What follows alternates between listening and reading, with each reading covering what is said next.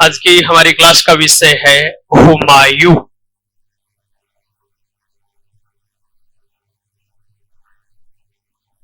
हुमायूं शब्द का अर्थ है भाग्यशाली। बाबर शब्द का अर्थ क्या था? शेर। और हुमायूं का क्या है? भाग्यशाली। ठीक है। बाबर का नाम था जहीरुद्दीन मोहम्मद बाबर। इसका नाम है नासिरुद्दीन मोहम्मद हुमायूं। तो मूल नाम इसका था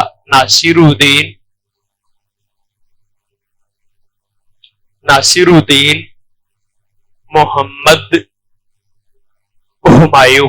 ये नासिरुद्दीन मोहम्मद इसका मूल नाम था। ठीक है। और हुमायूं शब्द का अर्थ क्या है? भाग्यशाली।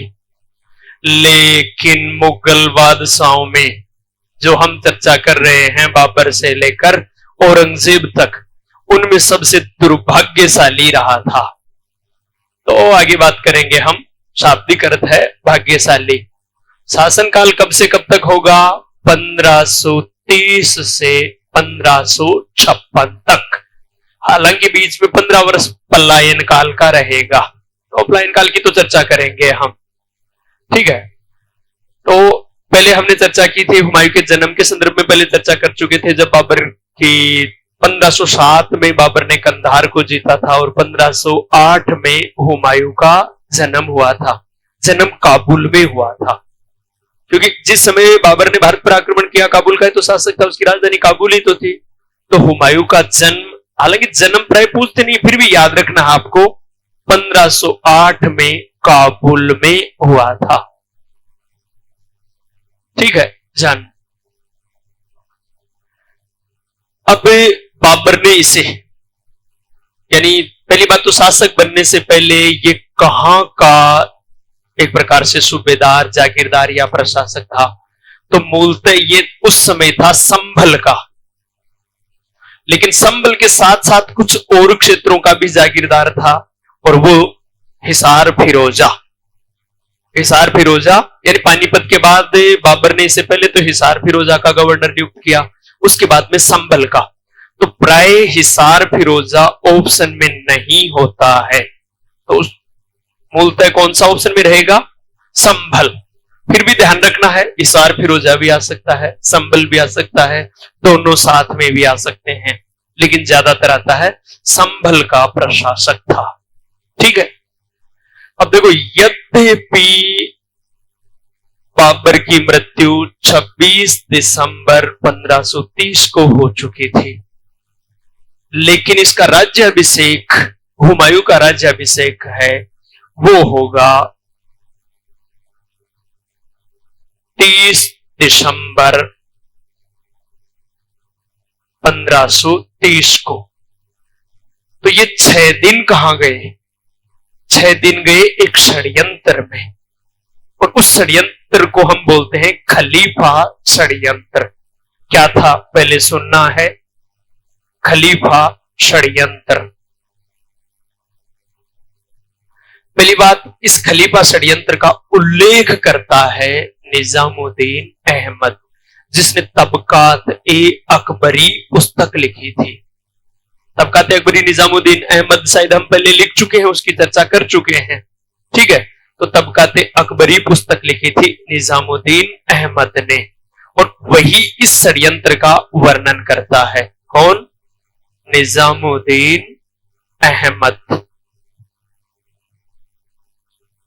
ये मिर्जा मोहम्मद मुकीम जो काबुल का शासक था, उसका बेटा था। और उसने जब बाबर ने काबुल को जीता था तो उसने अधीनता स्वीकार कर ली थी, और वो बाबर के साथ था। उसने पूरी इस घटना को बताया, यानी वो इस घटना का, इसका पिता उस घटना का प्रत्यक्षदर्शी था। लेकिन वो बात आपसे नहीं पूछेंगे, बस आपको इतना ही ध्यान रखना है कि इस घटना का वर्णन किसने किया है? निजामुद्दीन अहमद ने। किस पुस्तक में इसका वर्णन मिलता है? तो तबकात-ए-अकबरी में। तबकात-ए-अकबरी में इस घटना का विवरण मिलता है, वर्णन मिलता है। ठीक है। क्या है? बाबर का वजीर था, प्रधानमंत्री था निजामुद्दीन खलीफा। निजामुद्दीन खलीफा। ठीक है। और ये निजामुद्दीन खलीफा हुमायूं के स्थान पर, ये नहीं चाहता था। यद्यपि बाबर ने अपना उत्तराधिकारी हुमायूं को घोषित किया था, लेकिन ये प्रधानमंत्री चाहता था कि हुमायूं शासक ने बन के बाबर का बहनोई मेहंदी ख्वाजा बने, क्योंकि ये मानता था कि हुमायूं अस्थिर प्रकृति का है। तो इसलिए उसे शासक ने बनाकर किसको बना दिया जाए? मेहंदी ख्वाजा को। तो मेहंदी ख्वाजा को शासक बनाने के लिए वजीर निजामुद्दीन खलीफा ने जो षड्यंत्र रचा उसे कहा जाता है खलीफा षड्यंत्र। लेकिन देखो इसमें हुआ क्या कि जो ही बाबर की मृत्यु हुई तो लगभग पूरी कमान एक प्रकार से ये कह सकते हैं कि वजीर के हाथों में थी। तो वजीर ने पक्ष लिया किसका? बाबर की बहनोई का, कि तुम्हें राजा बना देंगे। तो परिणामतः मेहंदी ख्वाजा के घर पर मीटिंग होने लग गई कि अब बादशाह ये होगा, और उसने ट्रीट एज ए बादशाह करना शुरू कर दिया। तो दो गुट एक तरफ उधर चल रहा है कि भाई हुमायूं को राज तिलक करे, लेकिन इधर नई खिचड़ी पक रही थी और गुप्त मंत्रणा हो रही थी। उस गुप्त मंत्रणा के कक्ष में जहां यानी क्या नाम मेहंदी ख्वाजा का जो घर है वहां गुप्त मंत्रणा हो रही। बाहर ये आदेश दिया हुआ बाहर दरबारी को, किसी भी अपरिचित व्यक्ति को यहां आने नहीं देना है। तो भाई देखती बात है, कोई भी अपरिचित आएगा तो पहले उसी की सूचना दी जाएगी कि कोई व्यक्ति आ रहा है, ताकि वो सब सावचेत हो जाए। लेकिन मेहंदी ख्वाजा के घर पर अगर क्या नाम इसका षड्यंत्र रच रहा, कौन? खलीफा। खलीफा को कोई रोकेगा नहीं, क्योंकि षड्यंत्र करता तो वही है। अब क्या हुआ, उधर से उस षड्यंत्रकारी खलीफा का आना हुआ और इधर मीटिंग चल रही है उसकी अनुपस्थिति में। किसके घर पर? मेहंदी ख्वाजा के घर पर मीटिंग चल रही है अनुपस्थिति में। तो बात कर रहे हैं कि ठीक है आप बादशाह बन रहे हो, लेकिन किसको क्या पद दोगे? तो उसने कहा आपको ये पद दे दिया जाएगा, ये पद दे दिया जाएगा। तो उनमें से एक ने कहा साहब पद दोगे, लेकिन पहले तय तो करो, अभी उसको तो आने दो। निजामुद्दीन खलीफा को तो वो तय करेगा कि किसको क्या पद दिया जाएगा, नहीं तो वो नहीं मानेगा। तो देखो जो ही उसने कहा ना कि खलीफा को तो आने दो, संयोग से खलीफा आ रहा था और उसे उसके लिए दरबान को सूचना देने की जरूरत नहीं थी। जो ही उसका नाम आया तो वो खिड़की के पास रुक गया कि मेरा नाम क्यों आ रहा है। अब देखो वो क्या कह रहा है मेहंदी ख्वाजा, चिंता मत करो, मैं बादशाह बनते ही सबसे पहले निजामुद्दीन खलीफा का ही काम तमाम करूंगा। उसने वहां सुन ली वो बात, वापस गया और तत्काल जाकर उसने हुमायूं का राज्याभिषेक कर दिया और मेहंदी ख्वाजा की गिरफ्तारी के आदेश जारी कर दिए। तो उसी ने जो हुमायूं को हटाकर मेहंदी ख्वाजा को बादशाह बनाना चाहता था, उसी ने फिर बादशाह किसको बना दिया? हुमायूं को। तो इस घटना को कहा जाता है खलीफा षड्यंत्र। ठीक है, तो खलीफा षड्यंत्र में हमें इतना ही ध्यान रखना, खलीफा षड्यंत्र करने वाला कौन था? निजामुद्दीन खलीफा। निजामुद्दीन खलीफा कौन था? बाबर का वजीर था। ठीक है, वर्णन किसने किया है? निजामुद्दीन अहमद ने। किस पुस्तक में मिलता है? तबकाते अकबरी में। तो वो हुमायूं के स्थान पर किसको बादशाह बनाना चाहता था? मेहंदी ख्वाजा को। क्लियर है शायद, कोई दिक्कत नहीं। अब हुमायूं शासक बन गया। शासक बनने के बाद हुमायूं को बाबर ने नसीहत दी थी अपने भाइयों को साथ रखना, बराबर रखना, उनकी गलतियों को माफ करना। अब क्या है, देखो सामान्य सा नियम है, राजत्व है, रिश्तेदारी से प्राय प्रेय मानते, लेकिन हुमायूं ने गलती कर दी। और गलती क्या कर दी? वैसे तो अपने पिता की सीख पर अमल किया, लेकिन उसकी बहुत बड़ी भूल थी कि उसने अपने भाइयों पर ज्यादा विश्वास किया और उसने क्या किया? अपने साम्राज्य का बंटवारा कर दिया अपने भाइयों में, जो उसकी पहली भूल थी। आगे देखो हम हुमायूं की भूलों के संदर्भ में चर्चा करेंगे, उसने क्या क्या भूलें की।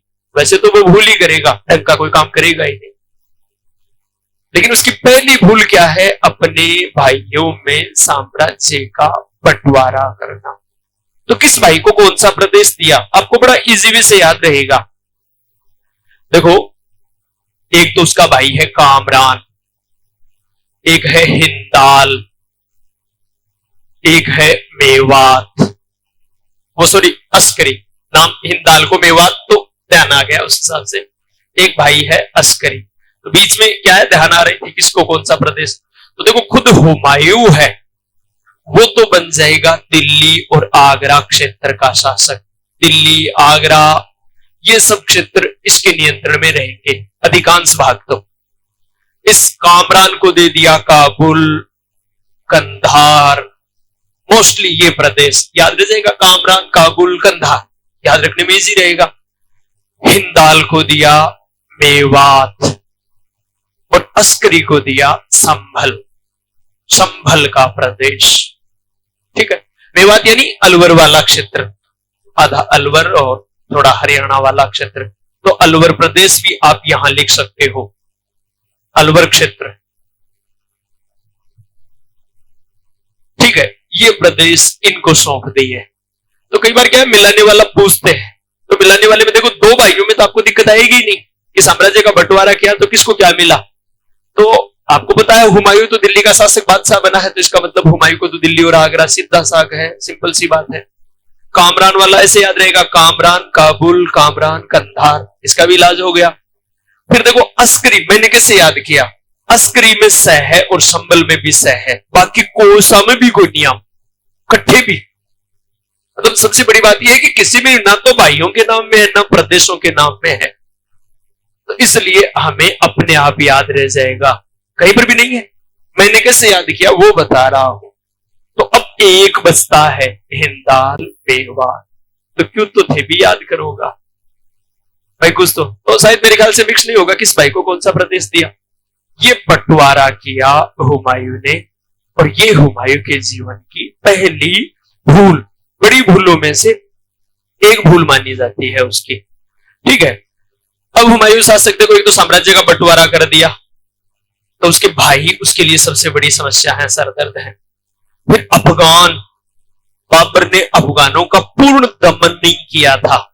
जैसे इब्राहिम लोदी तो मर गया था, लेकिन इब्राहिम लोदी का भाई महमूद लोदी, अब महमूद लोदी के नेतृत्व में अफगानों ने गठबंधन करना शुरू कर दिया, और वो जो गठबंधन हुआ तो उससे भी हुमायूं परेशान हुआ। इसके अलावा उसके खुद के रिश्तेदार मिर्जा, भाई बाबर, अकबर या बाबर के जो पैतृक उपाधि क्या थी इनकी, मिर्जा, तो वो मिर्जा बंधु वो भी थे, मोहम्मद मिर्जा है, जमान मिर्जा है, ये सब। फिर वो बहनोई भी अभी उसकी समस्या का भी समाधान नहीं हुआ है। तो कहने का तात्पर्य उसके परिवार के सदस्य भी उसके लिए समस्या बने हुए थे। फिर उसकी सेना में अलग अलग जातियों के सैनिक थे, तो इसलिए एक ऐसा कह सकते हैं कि सुनियोजित सेना भी नहीं थी। प्रशासन का ढांचा पूरी तरह, क्योंकि बाबर तो लगातार युद्ध में व्यस्त रहा, तो प्रशासन को संचालने का, सुचारू रूप से प्रशासनिक व्यवस्था को लागू करने का उसे समय ही नहीं मिला। ऐसी स्थिति में हुमायूं बना है शासक, इसलिए पूरी तरह से हम हुमायूं को दोष नहीं दे सकते कि इस प्रकार से उसे हुमायूं असफल रहा। तो असफलता के लिए केवल हुमायूं उत्तरदायी नहीं, उसे विरासत में भी जो साम्राज्य मिला था वो कांटों भरा ताज था। फिर भी उसने देखो कुछ विजय हैं क्या क्या की, हालांकि देखो भूल तो है ही है उसकी, ये तो था उसका स्वभाव, और स्वभाव लेन पुल के अनुसार उसकी दयालुता, मूर्खतापूर्ण दयालुता उसकी असफलता का एक बड़ा कारण थे। सुंदर उदारता थी, उदारता उसकी सुंदर थी, अच्छी थी, लेकिन वो मूर्खतापूर्ण थी। और ये बात किसने कही है? लेनपुल ने। आगे लेनपुल के संदर्भ में हम चर्चा भी करेंगे, ठीक है। खैर लेनपुल के संदर्भ में तो हम बाद में बात करेंगे, पहले हमारा बिंदु होगा हुमायूं की विजय और साम्राज्य विस्तार। शासक बनने के बाद उसने कौन कौन सी विजय की, साम्राज्य विस्तार किया, और कौन से युद्धों में वो पराजित हुआ, उसे असफलता मिली, ठीक है। तो विजय और साम्राज्य विस्तार के क्रम में सबसे पहले बिंदु होगा हमारा, प्रथम विजय होगी कालिंजर विजय। कालिंजर विजय 1531, और उस समय कालिंजर का शासक था प्रताप रुद्र देव। और किस वंश का था ये? चंदेल वंश का था। और ये हुमायूं की राजा बनने के बाद, बादशाह बनने के बाद प्रथम विजय थी। याद हो जाएगी, प्रथम विजय 31। और शासक कौन था? प्रताप रुद्रदेव। मैं यहां प्रताप पर बल क्यों दे रहा हूं? प्रथम विजय में किसको पराजित किया है? प्रताप रुद्र को। और प्रथम विजय में प्रताप रुद्र कहां का शासक था? काहलेंजर का। ठीक है, यह बात ध्यान रखनी है आपको। देखो याद रहेगा, पक्का याद रहेगा। बताऊं क्यों? शेर शाह सूरी की अंतिम विजय होती है काहलेंजर विजय, और हुमायूं की प्रथम विजय होती है काहलेंजर विजय। बात समझ आ रही है? काहलेंजर विजय शेर शाह सूरी की तो है अंतिम विजय। आगे चर्चा करेंगे हम शेर शाह सूरी के संदर्भ में। हाँ, मध्य प्रदेश में। तो काहलेंजर विजय शेर शाह सूरी की तो है अंतिम विजय, हुमायूं की है फर्स्ट विजय, प्रथम विजय। और हुमायूं के समय यहां का शासक कौन था? प्रताप रुद्रदेव। बस इतनी बात ध्यान रखनी है इस विजय के क्रम में। फिर उसके बाद में दूसरे क्रम में आप एक युद्ध याद रखोगे, दोहरिया या दोराहा। दोराहा, इसको दादनी युद्ध भी कहा जाता है, लेकिन आपको दोराहा या दोहरिया युद्ध। और कब हुआ है? 1532 में। देखो पहला अभियान है वो 31 में, प्रथम विजय फर्स्ट में, दोराहा दो, लास्ट में दो है ना, 32 में। भाई याद करने की दृष्टि से, ताकि याद रह जाए कि दोराहा युद्ध कब हुआ है? 2, इसका मतलब लास्ट में 32 है, 2 है तो 2 32। यहां पर दोराहा या दोहरिया युद्ध किन के? अफगानों, हुमायूं और अफगानों के मध्य हुआ है। अब अफगानों में कौन कौन थे ये बात ध्यान रखना है। तो हुमायूं, अफगानों में एक व्यक्ति तो आ ही गया, महमूद लोदी। वो महमूद लोदी, बार बार हम बात ले रहे हैं, तो इब्राहिम लोदी का भाई एक तो हो गया महमूद लोदी। और इसमें शेर शाह भी है, शेर खां,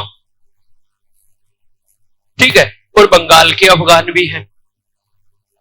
लेकिन अच्छा एक बात ध्यान रखना, अब इसमें वापस ये शेर खां मुगलों के विरुद्ध लड़ रहा है इस युद्ध में भी, तो यहां पर अफगानों को पराजित कर देगा, महमूद लोदी भाग जाएगा और हमेशा के लिए राजनीति से संन्यास ले लेगा। बापजी रोजी ना मार क्यों खाई जाए, हार तो आग तो उगो, भाग तो आग तो उगो। तो फिर अब इस महमूद लोदी का कहीं किसी लड़ाई में जिक्र नहीं आएगा। बस यहां से ये प्लान कर गया, हारने के बाद इसने लड़ाई भिड़ाई से, राजनीति से संन्यास ले लिया। तो इसमें ये विजय, दूसरी विजय है हुमायूं की, ठीक है। फिर उसके बाद में देखो चुनार का घेरा, इसको बोलते हैं चुनार का प्रथम घेरा। पहले 2 घेरे हैं, चुनार का प्रथम घेरा 1532। चुनार कहां है? उत्तर प्रदेश के मिर्जापुर में। हमने अशोक के स्तंभों के संदर्भ में पढ़ी थी ये बात कि चुनार उत्तर प्रदेश के मिर्जापुर में है। चुनार का सुदृढ़ दुर्ग है और इस चुनार दुर्ग पर उस समय शेर खां का नियंत्रण है। और इस पर अब हुमायूं, देखो इसे पूर्वी भारत का प्रवेश द्वार माना जाता है। इसका मतलब अगर पूर्वी भारत को जीतना है, बंगाल को जीतना है, तो आपको चुनार पर अधिकार होना जरूरी है। अब देखो ये यहां हुमायूं के जीवन की दूसरी बड़ी भूल होगी। नियंत्रण था शेर खां का और उसने यहां घेरा डाल लिया। 4 माह तक घेरा चला, लेकिन 4 माह बाद बिना जीते ही उसने घेरा वापस उठा लिया। देखो बड़ी बात, क्यों? शेर खां ने संधि वार्ता का प्रस्ताव भेज दिया, और वो भी कब? जब शेर खां को यह लगा कि दुर्ग में रसद सामग्री अभाव हो चुका है और अब मैं मारा जा सकता हूं या हुमायूं का नियंत्रण हो सकता है। शेर खां ने प्रस्ताव भेज दिया कि भाई तुम जीत कर यहां खुद तो रहने से रहे, किसी न किसी को किलेदार बनाओगे, और मेरू बढ़िया तेरे लिए किलेदार कुणुसी, तो ये दुर्ग मुझे ही सौंप दो, मैं तेरी ओर से तेरा किलेदार हूं। और हुमायूं मैं पहले ही कह चुका हूं अस्थिर प्रकृति का था, वो सहजता से किसी की भी बातों में आ सकता था। और परिणाम यह हुआ कि शेर खान ने उसे ऐसा इस प्रकार से यानी कन्विंस किया कि वो सहमत हो गया कि ठीक है कोई दिक्कत नहीं, रख लो। हाँ, बदले में अपने पुत्र को शेर खान ने उसके पास भेजा। एक प्रकार से ये कह सकते हैं जमानत के तौर पर कुतुब खां को कि 500 सैनिकों के साथ ये आपकी सेवा में रहेगा, लेकिन वो अवसर देखकर वापस वहां से पलायन कर जाएगा। तो यहां थोड़ा सा उस पुत्र के बारे में जमानत वाली बात दोहरिया युद्ध में दी हुई है, वो दोहरा युद्ध में नहीं है, वो यहां इस चुनार वाले घेरे के संदर्भ में है। ये बात ध्यान रखनी है। तो कुतुब खां को यहां इस घेरे में हुमायूं के पास जमानत के तौर पर रख दिया इस शेर खान ने, लेकिन दुर्ग उसी के पास रहने दिया। अगर इस समय वो दमन कर देता तो उसे 1540 में भारत छोड़कर भागना नहीं पड़ता, क्योंकि ये शेर खां ही उसे 1540 में फिर भारत से भगाएगा। बात समझ आ रही है यहां पर? तो ये हुमायूं के जीवन की दूसरी बड़ी भूल थी कि उसने घेरा डाला। भाई जैसे अपना ये घेरा चुनार है और बाहर से वो जो खड़े हैं ये देखो दिखाई दे रहे हैं ना, ये हुमायूं के सैनिक हैं, ठीक है, और हम लोग यहां भीतर हैं, यहां से बस केवल अपनी सुरक्षा कर रहे हैं। अब उन लोगों को तो देखो रसद सामग्री का अभाव नहीं होगा, क्योंकि बाहर से जाकर मैं तो बिस्कुट खरीद ले सी दुकान पर हूं, और आपने गिनता ही कुरकुरे हर बस मातू जैसी। तो हमें क्या करना पड़ेगा? अब आत्मसमर्पण करना पड़ेगा मजबूरी में। लेकिन आप चिंता मत करो, आपका मुखिया बड़ा तेज है और उनका मुखिया जो हुमायूं है वो बड़ा बेवकूफ है। तो उसने क्या किया? उसको बातों में कन्विंस कर लिया कि भाई आपको तो यहां किलेदार बनाना है किसी को, और मुझे ही बना दो, और वो उसकी बातों में आ गया और उसी के पास रहने दिया। ये शेर, ये हुमायूं की जीवन की दूसरी बड़ी भूल थी। इसलिए पूछते हैं कि उसने चुनार का वो प्रथम घेरा कब डाला था? कब डाला है? 1532 में, इस दोहरिया युद्ध के बाद। आगे चलकर 1538 में वो चुनार को जीत लेता है, लेकिन तब जीतने का कोई विशेष फायदा नहीं होता है, और ये जीतता एक रूमी खां नामक तोपची के सहयोग से। अब रूमी खां कौन था अभी हम बात करेंगे, ठीक है। उस रूमी खां तोपची के सहयोग से इसको जीत लेता। तो चुनार पर दुर्ग पर अधिकार कब किया? 38 में। ये दूसरे घेरे के माध्यम से। तो दो बातें हुई, चुनार का प्रथम घेरा यानी 1532 और चुनार का दूसरा घेरा यानी 1538। और चुनार को कब जीता, कब अधिकार में किया? तो 1538। क्या हुआ? क्लियर है? शायद कोई दिक्कत नहीं मेरे ख्याल से। प्रथम घेरा 32, दूसरा घेरा 38, और जीता कब है चुनार को? 38 में। दोनों बार में किसके नियंत्रण में था? शेर खां के नियंत्रण में था, ठीक है। लेकिन दूसरी बार उसे जीतने का विशेष फायदा नहीं हुआ। क्यों नहीं हुआ? अभी चर्चा कर रहे हैं हम। अब देखो चौथा बिंदु होगा गुजरात विजय या गुजरात व मालवा विजय। गुजरात विजय 1535। उस समय गुजरात का शासक था बहादुर शाह। गुजरात का शासक कौन था? बहादुर शाह, ठीक है। अब यद्यपि मेवाड़ की महारानी या रानी कर्मावती ने बहादुर शाह के विरुद्ध एक प्रकार से गठबंधन बनाने का या सहायता लेने का प्रस्ताव रखा था जब बहादुर शाह ने मेवाड़ पर आक्रमण किया था राखी भेजकर, ठीक है, लेकिन उस समय हुमायूं ने उसको सहायता नहीं दी। यह उसकी तीसरी भूल थी। अगर उसे सहायता दे देता तो उसे मेवाड़ जैसे शक्तिशाली राज्य का सहयोग मिल जाता, लेकिन समय पर सहायता नहीं दी, और नहीं दी तो फिर आगे चलकर ये गुजरात भी उसके लिए शर्त। हालांकि देखो गुजरात को जीतेगा ये उसके बाद में, ये तो तय है, लेकिन उस समय सहायता नहीं दी तो मेवाड़ के जो भविष्य में सहयोग मिल सकता था उससे वो वंचित हो गया। अब खैर बहादुर शाह मेवाड़ को जीतने के बाद काफी शक्तिशाली बन चुका था। इस हुमायूं के विद्रोहियों को शरण दे रहा था, जिसमें एक विद्रोही था जमान मिर्जा। उस जमान मिर्जा को अपने यहां पर शरण देती थी। तो परिणामतः हुमायूं के लिए बहादुर शाह का दमन करना आवश्यक था। तो दो युद्धों के माध्यम से 1535 के मंदसौर और चंपानेर युद्धों के माध्यम से, इन दोनों युद्धों में इस गुजरात के बहादुर शाह को पराजित कर दिया और पराजित करके गुजरात पर अधिकार कर लिया। तो मंदसौर और चंपानेर के युद्ध जो 1535 में हुए हैं, किन के मध्य हुए हैं? बहादुर शाह और हुमायूं के मध्य। तो इसमें शायद युद्धों का नाम नहीं लिखा हुआ, आप लिख लो वहां पर गुजरात विजय वाले में 1535 मंदसौर और चंपानेर युद्ध। ठीक है, तो इन युद्धों के माध्यम से पराजित कर दिया और यहां अधिकार कर लिया। ठीक है, शायद कोई दिक्कत नहीं, गुजरात पर अधिकार कर लिया, गुजरात को जीत लिया। तो गुजरात को जीतने वाला पहला मुगल बादशाह कौन था? हुमायूं। गुजरात को क्योंकि बाबर ने तो जीता नहीं, आगे हम अकबर के संदर्भ में करेंगे, अकबर भी गुजरात जीतेगा, लेकिन वो तो बाद में जब स्वतंत्र हो जाएगा अलग से, वो तो अलग विजय होगी। सबसे पहले गुजरात को जीतने वाला मुगल सम्राट कौन है? हुमायूं। ठीक है, बाद में देखो वो अधिकार कर लेगा। यहां हुमायूं तीसरी बड़ी भूल करेगा, चौथी बड़ी भूल कह सकते हैं हम। गुजरात विजय के बाद लंबे समय तक विजयोत्सव मनाया, दावतें बांटी। अब बाप जी एक दिन मना ले, दो दो दिन मना ले, छह मनाता नहीं, अगर उत्सव मनासी तो शत्रुओं को ताकत बढ़ाने का मौका मिल जाएगा। इस दौरान उस शेर खान ने अपनी शक्ति वृद्धि ताकत बढ़ाना शुरू कर दिया। अगर गुजरात में हुमायूं समय नष्ट नहीं करता और वो उधर शेर खान की तरफ ध्यान देता तो शायद शेर खान उसके लिए समस्या नहीं बनता।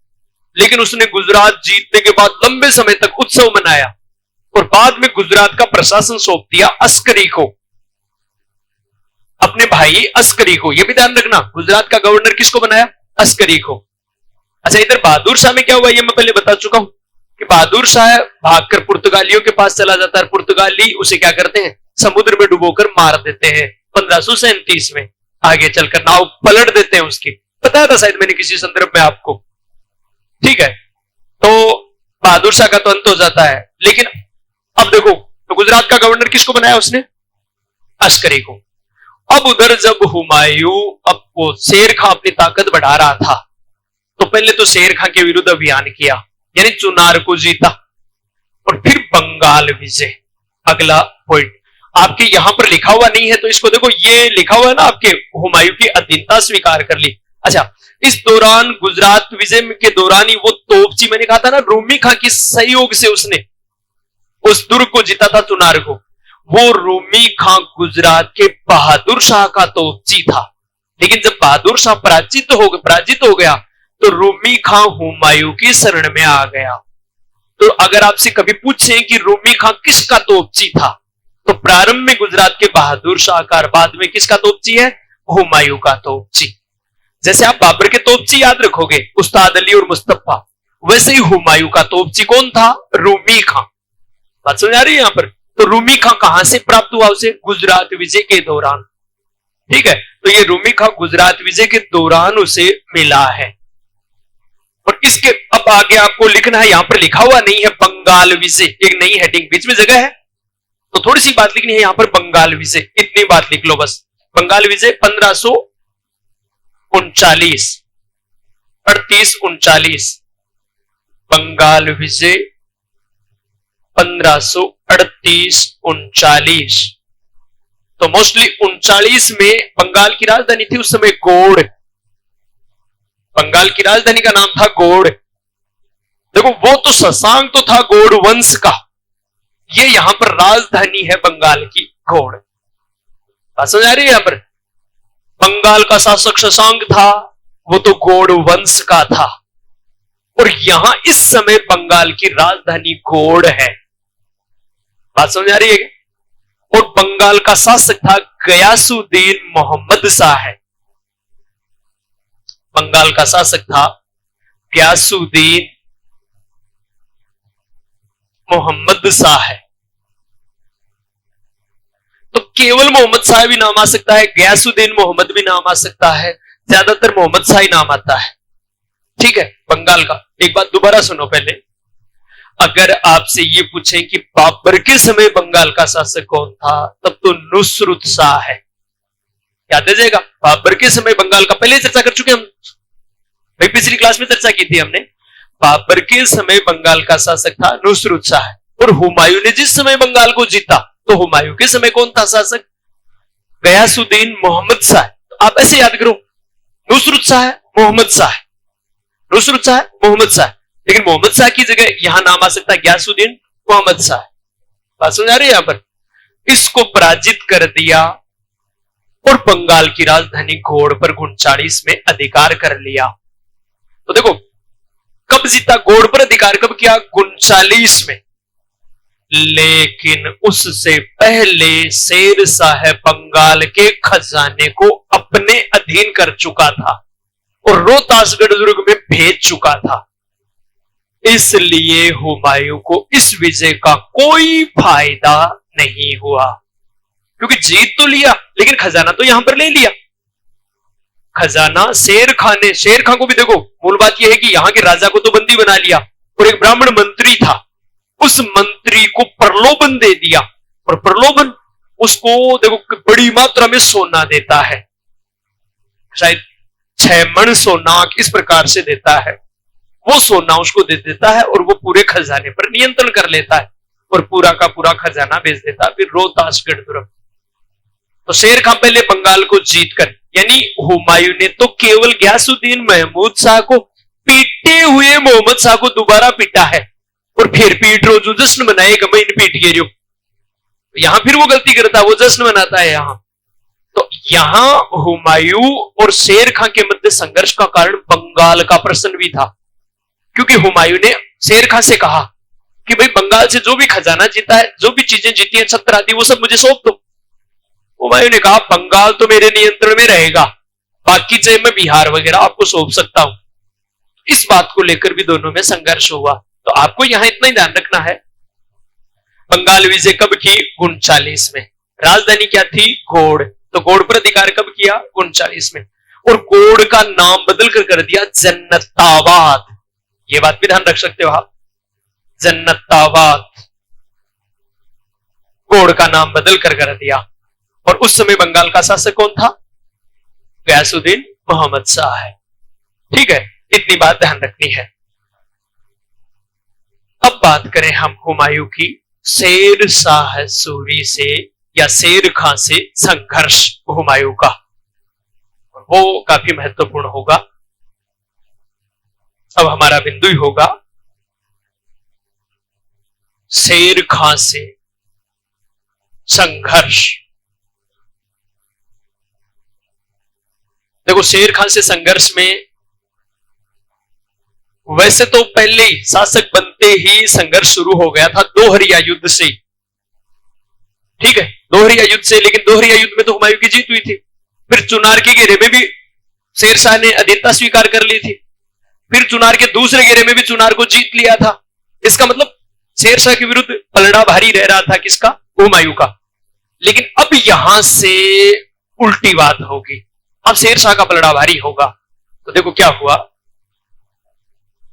पहले हम बात करें एक युद्ध की जिसका नाम है चौसा का युद्ध। चौसा युद्ध, और यह है जून, एक मिनट रुको, मई में नहीं, जून में ही सही है, जून में। अगला जून 1539, तो 39 यानी 26, ये होगा 26 जून 1539, शायद सही है 26। मेरा तरीका है किस हिसाब से कैसे निकालता हूं मैं, क्योंकि वो आप तो सीधा याद कर लो तो ज्यादा ठीक है। अब हाँ, मई जून आपको याद रहेगा, क्योंकि मैं जो घटना बताऊंगा आपको, उस घटना से आपको याद रहेगा कि मई में कौन सा है, जून में कौन सा है। 39-40 तो याद रहेंगे भाई, मई जून याद रहेगा। देखो कैसे, अभी हम बात कर रहे हैं 1539 किनके मध्य? शेर खां और हुमायूं के मध्य। ठीक है, चौसा का युद्ध हुआ। बंगाल से हुमायूं वापस, अब राजधानी तो लौटेगा ना, तो बंगाल को सौंप, क्योंकि उसके भाइयों ने उधर आगरा में एक भाई ने अपने आप को स्वतंत्र शासक घोषित कर दिया, तो उसके विरुद्ध स्थिति भाइयों ने बिगाड़ दी। तो तो अब उससे वो बंगाल को छोड़कर वापस आ रहा था, लेकिन बीच में ही रास्ता रोक लिया। किसने? शेर शाह सूरी ने, यानी शेर खान ने। उस समय तक शेर शाह सूरी नाम नहीं पड़ा था उसका, शेर खां ही था। आगे जब हम शेर शाह पढ़ेंगे तब पूरी डिटेल की बात करेंगे, कैसे वो शेर खां बना, कैसे शेर शाह सूरी बना। तो देखो अब क्या हुआ कि ये चौसा बिहार में है। ये देखो शायद मेरे ख्याल से नाम लिखा हुआ भी होगा इसमें। हाँ, नाम लिखा हुआ नहीं है। गंगा और करमनासा नदी के बीच में चौसा बिहार वाले स्थान पर। तो ये पहाड़ियां हैं यहां, ठीक है। इसने क्या किया, पहाड़ी, शेर खान ने पहाड़ी की चोटी पर यहां डेरा डाल लिया और इस रास्ते को जो इधर से आ रहा उसको अवरुद्ध कर दिया, ये बंगाल से जाने वाला इस रास्ते को रोक कर बैठ गया। तो हुमायूं ने क्या किया, उधर पहाड़ी की तलहट्टी में ही अपना डेरा लगा दिया, नीचे पहाड़ी की तलहट्टी में डेरा लगा दिया। और मुगलों की उस समय ताकत थी तोप खाना, लेकिन आपको पता है जून में बंगाल में मानसून आ जाता, बारिश हुई और पूरा तोप खाना तहस नहस, पूरा का पूरा तोप खाना तहस नहस हो गया। तो अब क्या है, देखो पहले कि मुगलों की ताकत क्या थी, तोप खाना। इसने तलहटी में अपना डेरा डाल दिया, बारिश आई और पूरे के पूरे मुगलों का शिविर पानी से भर गया, जो बारूद थी वो हो गई बेकार। ऐसे में हमला किया शेर शाह ने। अच्छा यहां देखो, पहले उसने इंतजार किया कि भाई वो आक्रमण करे, यहां हुमायूं को इंतजार नहीं करना था, क्योंकि शेर शाह को तो पता था कि मैं ऊंचाई वाले सुरक्षित स्थान पर हूं, और सुरक्षित स्थान पर हूं इसका मतलब ये जितना विलंब करता है उतना शेर खां को फायदा होगा, क्योंकि जितना विलंब करेगा बारिश आएगी। और इसने इसकी आशा के अनुरूप इस व्यक्ति ने मूर्खतापूर्ण कार्य किया, अर्थात इंतजार किया कि ये आक्रमण कब करे। ये क्यों आक्रमण करेगा, क्योंकि ये तो बारिश का इंतजार कर रहा था। तो परिणामतः बारिश आई, इनका तोपखाना बेकार हो गया, और बेकार होते ही आक्रमण किया। ऐसे में हुमायूं के सैनिकों को जान बचाने के लिए सब तितर बितर हो गए, खुद हुमायूं को भी नदी में कूदना पड़ा, करमनासा नदी में कूदना पड़ा, डूब रहा था। डूबते हुए हुमायूं को एक भिस्ती, निजाम सक्का नाम का भिस्ती, देखो पुराने समय में राजा महाराजाओं के यहां पर चमड़े की मशक के द्वारा पानी भरते, और वो जो मशक से पानी ले जाते उन लोगों को कहा जाता भिस्ती, और जिस पात्र से ले जाते पानी उसको कहा जाता मशक।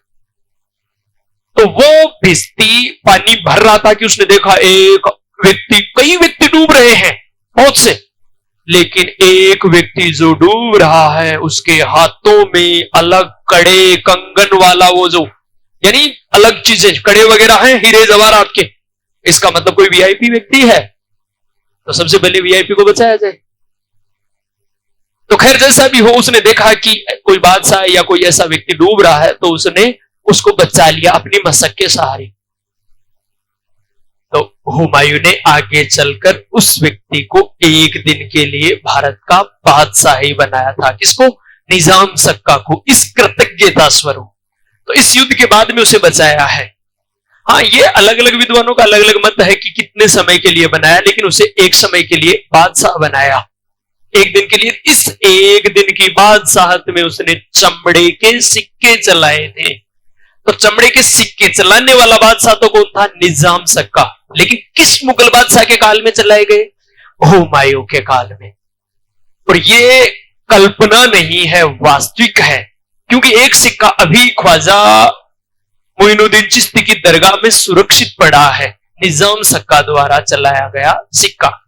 ठीक है, तो ये बात आपको ध्यान रखनी है यहां पर कि चमड़े के सिक्के इस उपलक्ष्य में उसने चलाए थे। हाँ, ये जरूर ध्यान रखना है, फरिश्ता के अनुसार उसे आधे दिन का बादशाह है, जोहरात तापसी के अनुसार 2 घंटे के लिए, और गुलबदन बेगम के अनुसार 2 दिन का बादशाह। बाय द वे अगर पूछे अलग अलग, लेकिन हमें ये ध्यान रखना है कि एक दिन के लिए उसे भारत का बादशाह बनाया।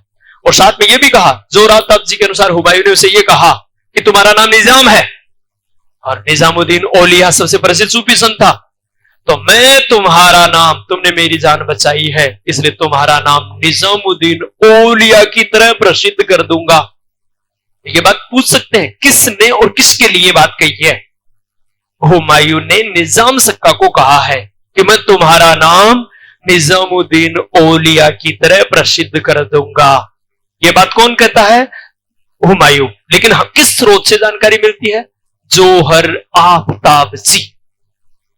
पुस्तक का नाम जोहर आफ्ताबची, तज़किरात उल वाकियात।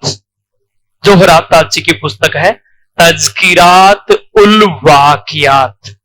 नहीं पता है आपको? पता है, अच्छी बात है। चलो खैर आगे बात करें। तो यहां विफल हो गया। अब देखो, अब वापस आया, जैसे तैसे करके आगरा पहुंचने के बाद अपने सैनिकों को वापस सुदृढ़ किया, अपने भाइयों को साथ लिया।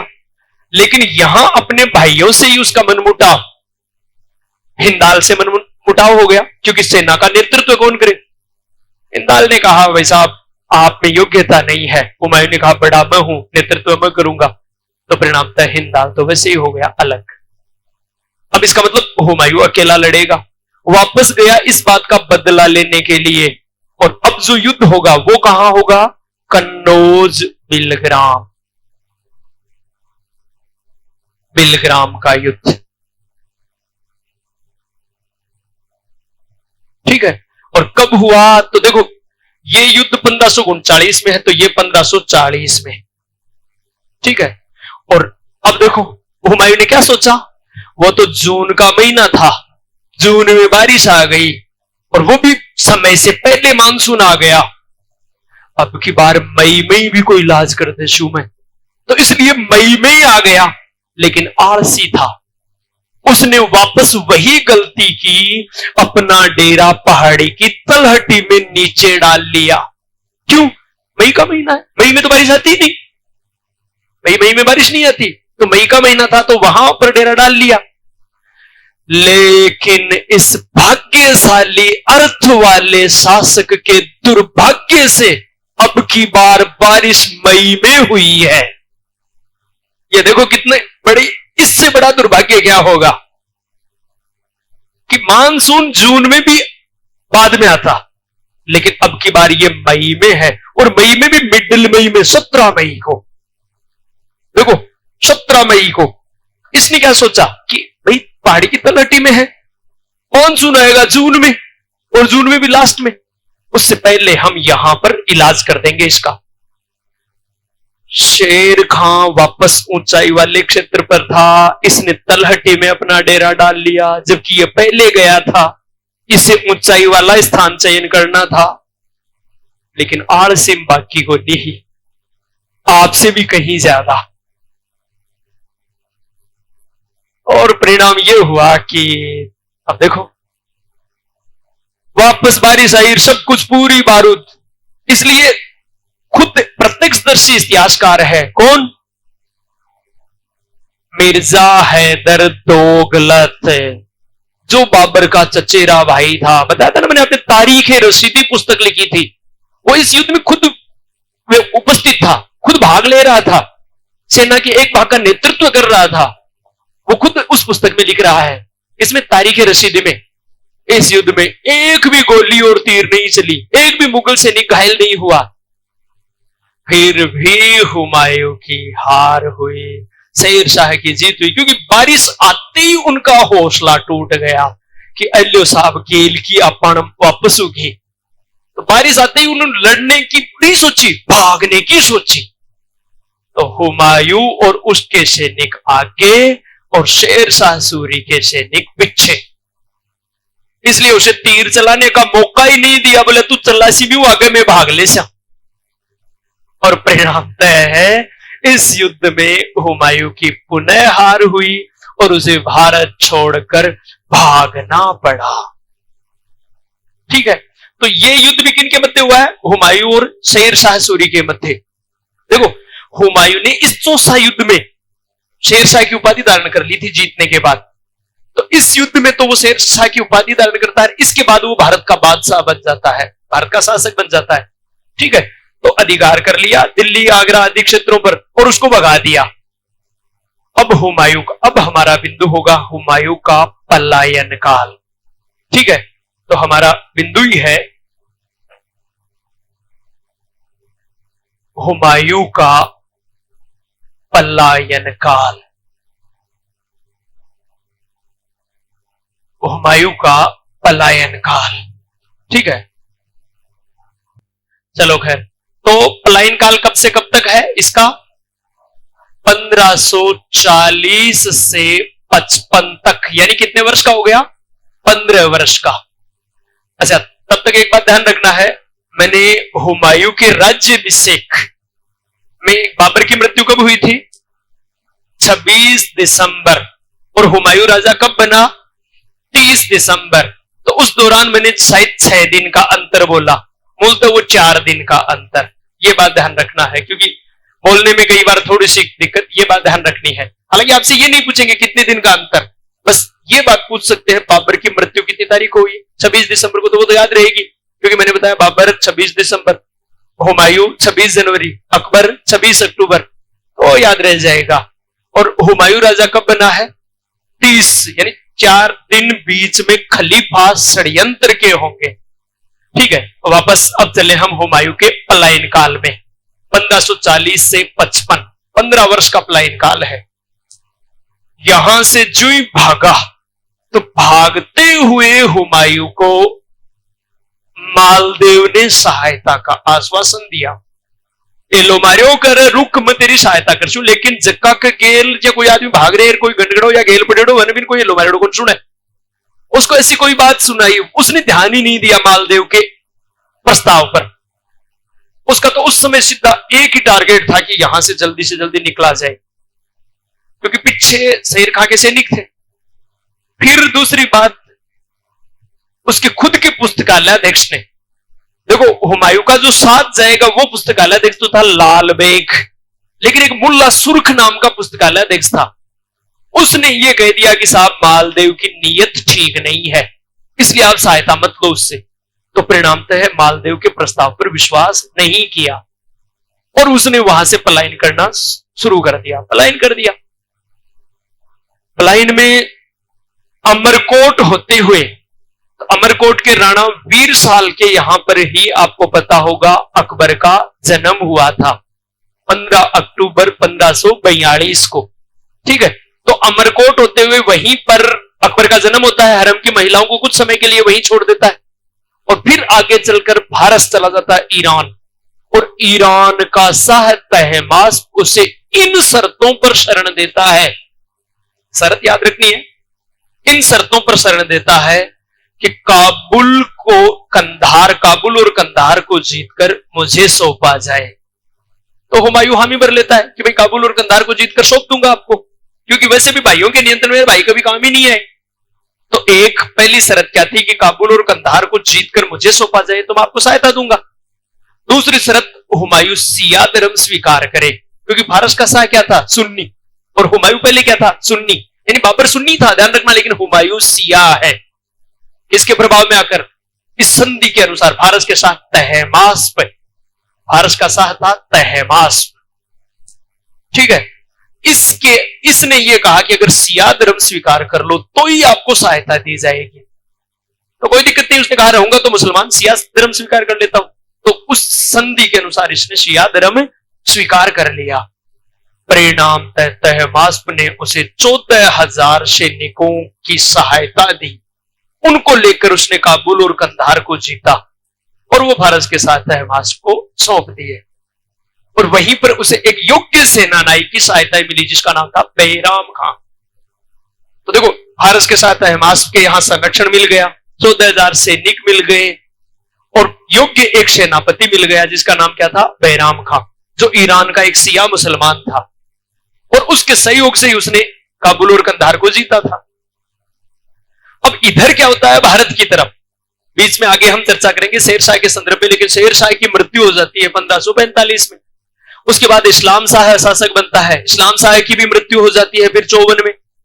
फिर उसके बाद में उसके जो उत्तराधिकारी हैं, उसके दामाद और बेटे, उनमें आपस में झगड़ा हो जाता है, साम्राज्य का बंटवारा हो जाता है। जिसमें सिकंदर सूर, आदिल शाह सूर, इब्राहिम सूर, ये क्या करते हैं, साम्राज्य को बंटवारा कर लेते हैं। इसका मतलब कमजोर हो गया साम्राज्य, जैसा हुमायूं ने किया था वैसा ही उन्होंने कर लिया।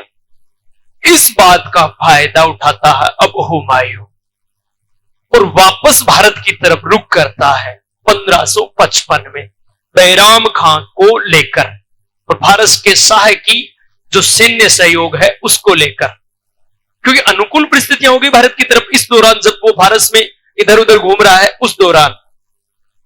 तो वापस आया तो भारत की तरफ आते समय सबसे पहला उसका युद्ध हुआ, उसे हम बोलते हैं मच्छीवाड़ा का युद्ध।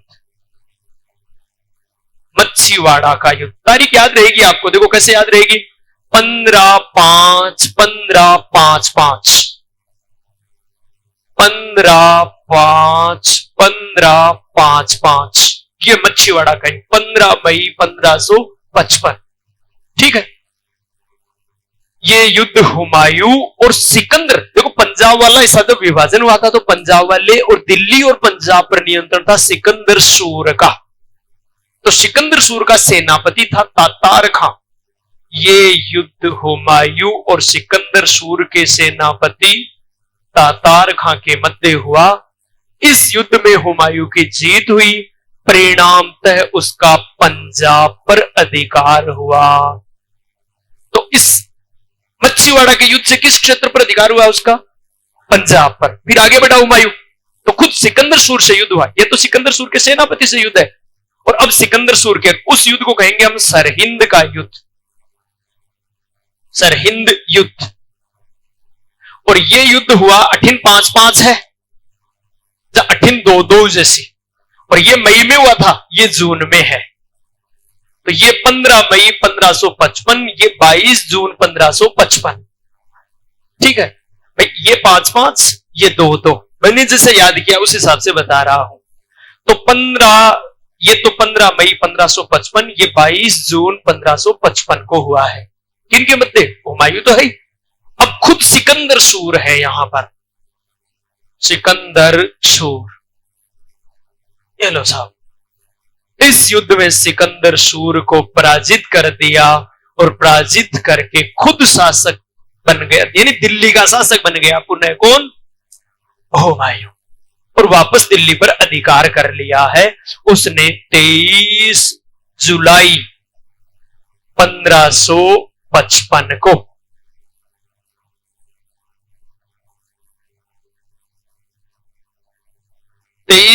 जुलाई 1555 को उसने दिल्ली पर अधिकार कर लिया, वापस दिल्ली का शासक बन गया। ध्यान रखना, 15 वर्ष बाद वापस दिल्ली का शासक बनता है, लेकिन दोबारा राज्याभिषेक नहीं करेगा। इसलिए कहीं भूल से जब आपके प्रश्न है कि 2 बार राज्याभिषेक करने वाला औरंगजेब होगा, हुमायूं नहीं होगा। बात समझ आ रही है कि दोबारा 15 वर्ष बाद इसने दिल्ली पर अधिकार किया है, दिल्ली की गद्दी पर बैठा है, लेकिन दूसरी बार अपना राज्याभिषेक नहीं किया। तो दोबारा दिल्ली पर अधिकार कब किया है, 23 जुलाई 1555 को। लेकिन ज्यादा राजयोग नहीं लिखा हुआ था। हुमायूं ने एक भवन बनाया था जिसका नाम था दीनपनाह भवन। पढ़ने का शौक था, मैं पहले ही बता रहा हूं, आलसी था लेकिन पढ़ने का शौक बहुत ज्यादा था, आपसे भी कहीं ज्यादा। इसलिए अपने साथ अपने पुस्तकालय लाइब्रेरियन लाल बैग को साथ में रखता था और अलग से दीनपनाह भवन में पुस्तकालय बनवाया था जिसे शेर मंडल नाम से जानते हैं हम। ठीक है, और उस पुस्तकालय में उसकी पुस्तकें थी। तो एक दिन वो शाम के समय में बात है 26 जनवरी की, 24 जनवरी की, सॉरी, मृत्यु वाले 26 किया, लेकिन पहले मैं 24 जनवरी की बात बता रहा हूं। 24 जनवरी को पुस्तक पढ़ रहा था, पढ़ते पढ़ते पता नहीं चला कब सीढ़ी आ गई और गिर गया, गुड़ते गुड़ते गुड़ते गुड़ते सीढ़ियों से गिर गया। 2 दिन तक तो बिन हड़ती की पाई, और तीसरे दिन यानी 26 जनवरी को भाई साहब खह गया। तो मृत्यु कब हुई, 26 जनवरी को। इसलिए हुमायूं की मृत्यु पर टिप्पणी करते हुए लेनपुल ने कहा, हुमायूं शब्द का अर्थ भाग्यशाली होता है, लेकिन हुमायूं बहुत दुर्भाग्यशाली रहा। वह जीवन भर लड़खड़ाते रहा, अंत में उसकी मृत्यु भी लड़खड़ाते हुए हुई थी। किसका कथन है, लेनपुल का। याद रह जाएगी बात। लेन पुल यानी 4 लेन भी कपड़ों की पुल, तो लेन पुल का यह कथन है हुमायूं जीवन भर लड़खड़ाते रहा और अंत में उसकी मृत्यु भी लड़खड़ाते हुई थी। और एक ये भी लेन पुल का, ये मैंने बताया था ना कि उसकी असफलता का मुख्य कारण उसकी सुंदर परंतु अविवेकपूर्ण दयालुता थी। इसमें लिखा हुआ नहीं, आप कहीं लिख सकते हो, लेन पुल नाम लिख के लिख सकते हो कि हुमायूं की असफलता का मुख्य कारण, हुमायूं की असफलता का मुख्य कारण उसकी सुंदर किंतु अविवेकपूर्ण या विवेकहीन बातें की है, विवेकहीन दयालुता थी, दयालुता थी।